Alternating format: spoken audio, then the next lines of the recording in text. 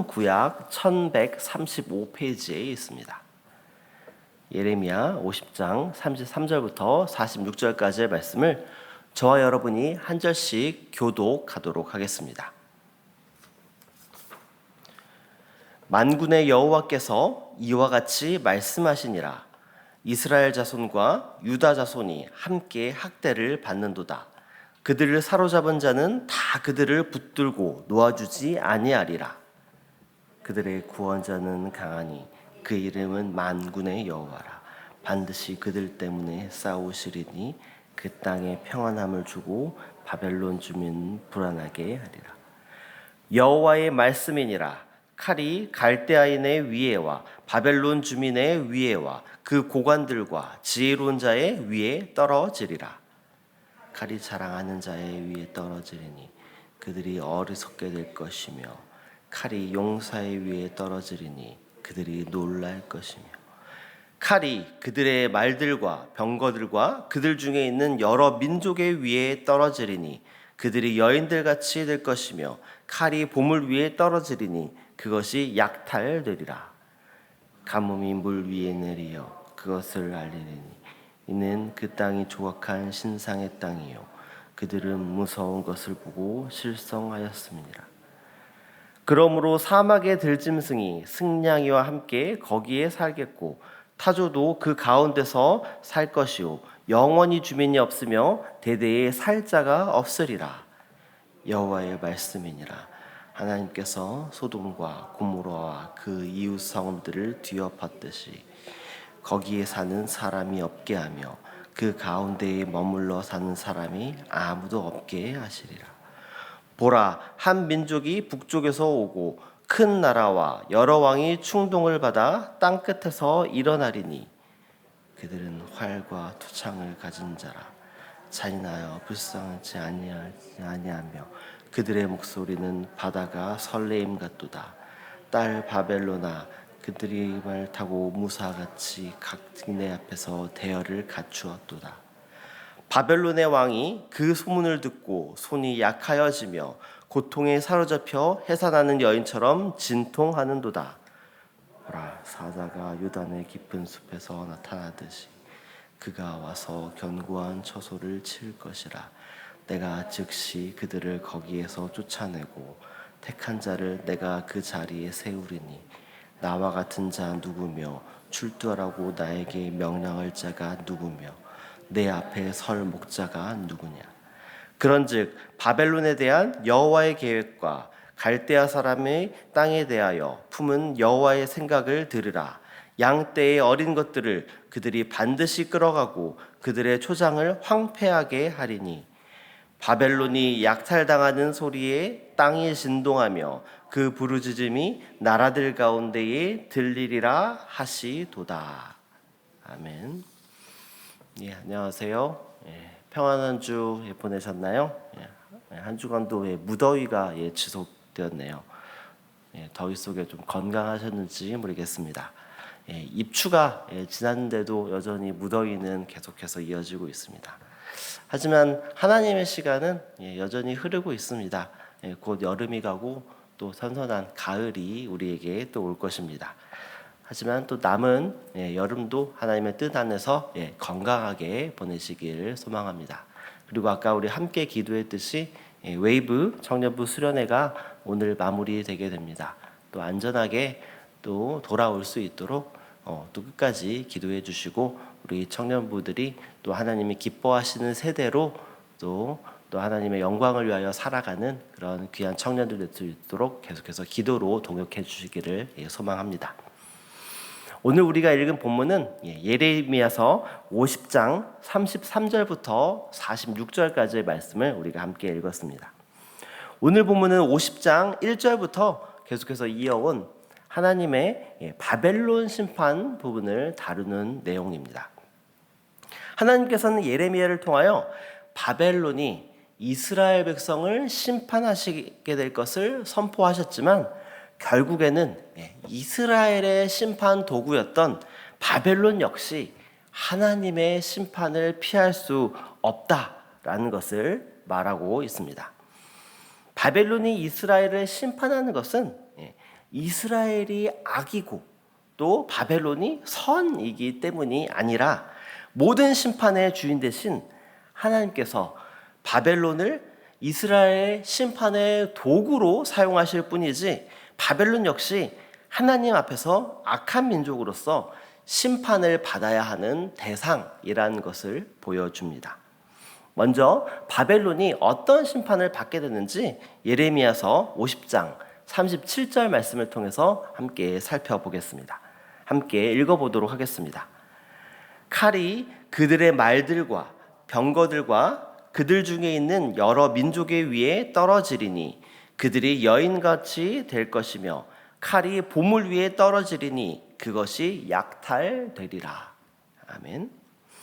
37절 말씀에는 칼이 바벨론에게 떨어진다라고 표현하고 있습니다. 이것은 바벨론이 전쟁의 패배를 통해서 가혹한 심판을 받을 것이다 라는 것을 말하고 있는데, 이 칼은 두 곳으로 떨어진다라고 방금 읽은 37절은 말하고 있습니다. 첫째는 말들과 병거, 즉 군대에게 떨어지고요. 또 하나는 그들의 보물 위에 떨어진다라고 말하고 있습니다.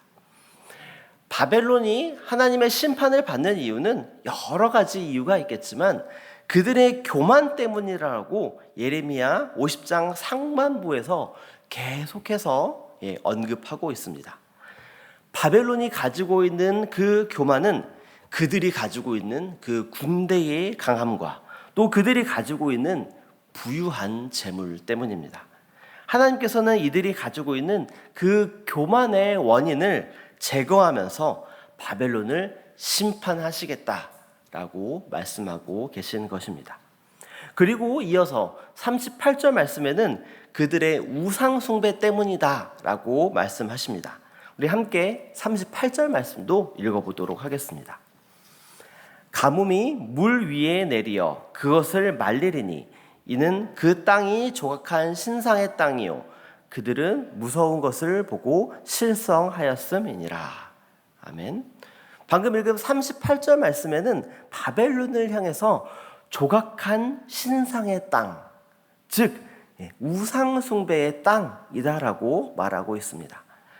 바벨론이 심판을 받는 이유는 그들이 우상 숭배를 하며 실제 하는 신, 즉 하나님이 아닌 조각하여 만들어진 신을 의지하며 하나님의 능력을 부정했기 때문입니다. 이런 바벨론이 하나님께 심판을 받는 것은 마땅한 것이었습니다. 하나님께서 하나님의 백성인 유다 백성, 즉 이스라엘 백성이 우상 숭배에 빠져 있자 바벨론을 통해서 심판을 하시는 것은 사실이지만 그들은 한순간 하나님께서 사용하시는 도구에 불과한 것이지 훗날에 교만하고 우상 숭배에 있는 그 바벨론이 하나님의 심판 가운데 있는 것은 하나님의 계획 가운데 있는 실제 하는 것이었던 것입니다.